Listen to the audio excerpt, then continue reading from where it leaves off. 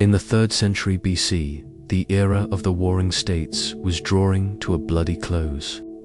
The ancient kingdoms of China, once a constellation of rival powers, were being extinguished one by one. A great black dragon was rising in the west. The state of Qin, its king.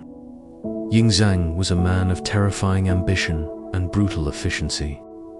His armies were an unstoppable tide of iron and discipline, consuming everything in their path. The small northern state of Yan was the next to be devoured. Its prince, Prince Dan, who had once been a hostage in Qin and knew the king's cruelty firsthand, watched in despair as the dragon's shadow fell upon his borders. His armies were too small, his treasury too empty.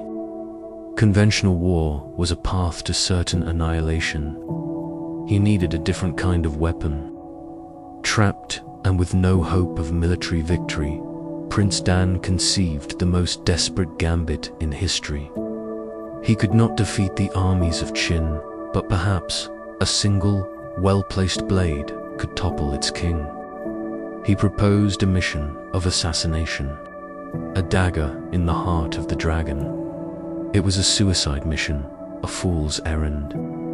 To even get close to the paranoid king of Qin would require a warrior of legendary skill, a diplomat of unmatched cunning, and a man with the courage to walk into the heart of a tiger's den, knowing he would never walk out. The prince's advisors were horrified, calling the plan madness.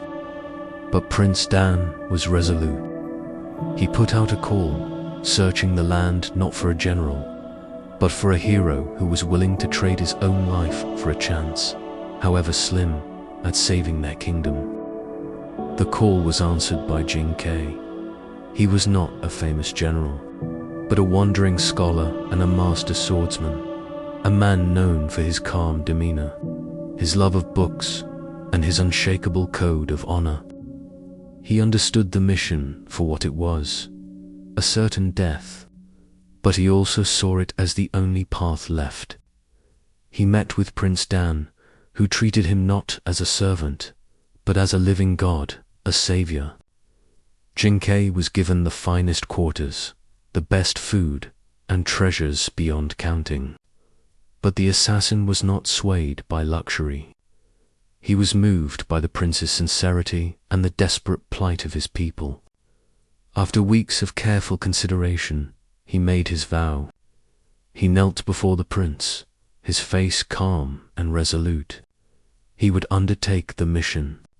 He would be the dagger that Yan plunged into the heart of Qin.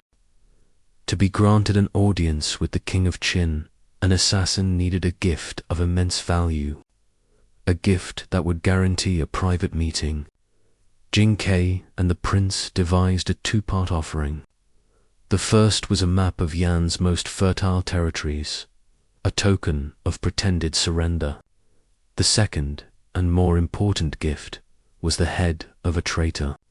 There was a renegade Qin general, a man named Fan Wuji, who had fled to Yan for sanctuary after angering the king. Ying Zheng hated Fan Wuji with a burning passion and had placed an enormous bounty on his head. If Jing Ke could arrive in Qin bearing the head of the king's most wanted enemy, he would surely be welcomed as a hero. There was only one problem. General Fan was a guest of Yan, a man under Prince Dan's protection.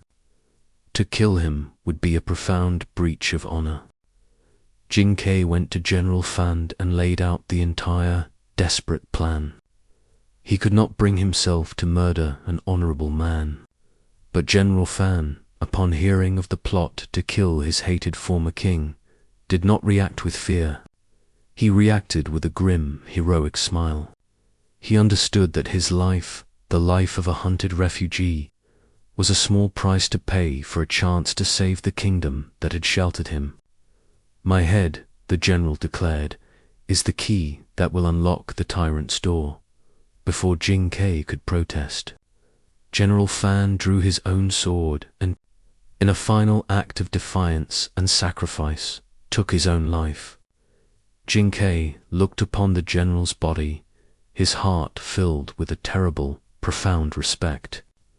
He carefully placed the head in an ornate box. The first part of the gift was now secured, paid for in the blood of a patriot. The second part of the plan involved the weapon. The world's finest dagger was procured. Its blade so sharp it could cut through silk, and so deadly its tip was coated in a lethal poison. The plan was ingenious. The dagger would be tightly rolled up and hidden inside the scroll of the map. When Jing Ke presented the map to the king, he would unroll it, foot by foot. At the very end of the scroll, the dagger would be revealed, giving him a moment of surprise to seize the king and strike. To assist him, the prince assigned a young, reputedly fearless warrior named Qin Huang, a boy who had committed his first murder at the age of 13. But as Jing Ke watched the boy, he saw not fearlessness, but a nervous, twitching bravado that hid a deep-seated terror. A small, dangerous crack was already appearing in his perfect plan. When the day of departure came, Prince Dan and all of his court, dressed in white robes of mourning, escorted Jing Ke to the banks of the Yi River. They knew they were sending him to his death. His closest friends were there, one playing a mournful tune on a stringed instrument. As the boat was prepared, Jing Ke sang a final, defiant song, his voice rising over the quiet weeping of the court. "The wind sighs, the river is cold," he sang. "The hero goes forth, never to return." It was not a song of fear, but of acceptance. He boarded the boat with the nervous young Qin Huang and did not look back. He was no longer just a man. He was an idea, a final, desperate hope, sailing down a cold river towards his destiny. The court of the King of Qin was not a room. It was a monument to absolute power. A vast, cavernous hall, lined with hundreds of stoic, armed guards. At the far end of an impossibly long hall, on a massive, elevated throne, sat the king, Ying Zheng. He was a single, intimidating figure of black, radiating an aura of cold, merciless authority. As Jing Ke and his assistant began the long walk towards the throne, the young Qin Huang's nerve finally broke. His face went pale, his body began to tremble, and his legs nearly gave out. The court officials noticed, murmuring with suspicion. Jing Ke turned, gave the boy a calm, reassuring smile, and apologized to the king. "He is a simple man of the north," Jing Ke said smoothly. "He has never before laid eyes upon the Son of Heaven. Please forgive his terror." The king, arrogant and pleased by this show of fear, laughed and ordered them to proceed. Jing Ke knelt before the throne, presenting the box with General Fan's head, which pleased the king greatly. Then he presented the map. With his left hand, he held the scroll, and with his right, he slowly, deliberately began to unroll it. Revealing the detailed map of Yan, the king leaned in, his eyes eagerly tracing the rivers and cities he was about to conquer. Jing Ke unrolled the map, foot by foot, his heart a steady, silent drum.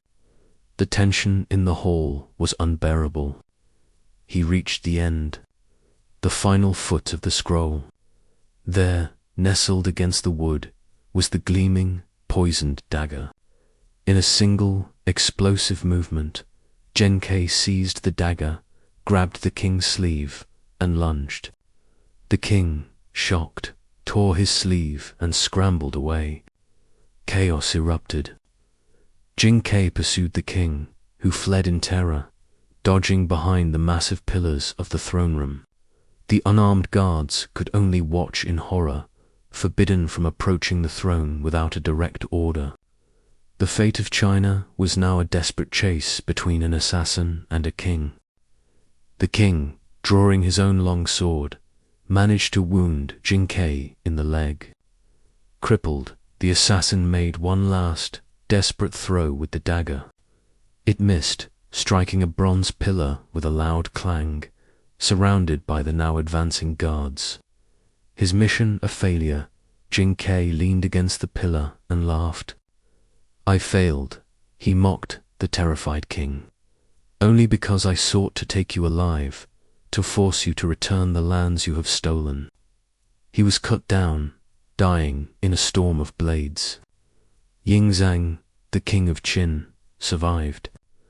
The assassination attempt, instead of stopping him, fueled his paranoia and rage.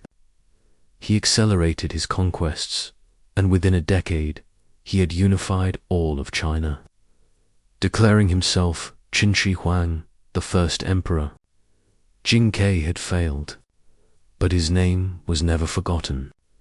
He became a legend, a symbol of defiance against tyranny, an immortal echo of a hero who dared to challenge a dragon, and, in his magnificent, glorious failure, found a different kind of victory.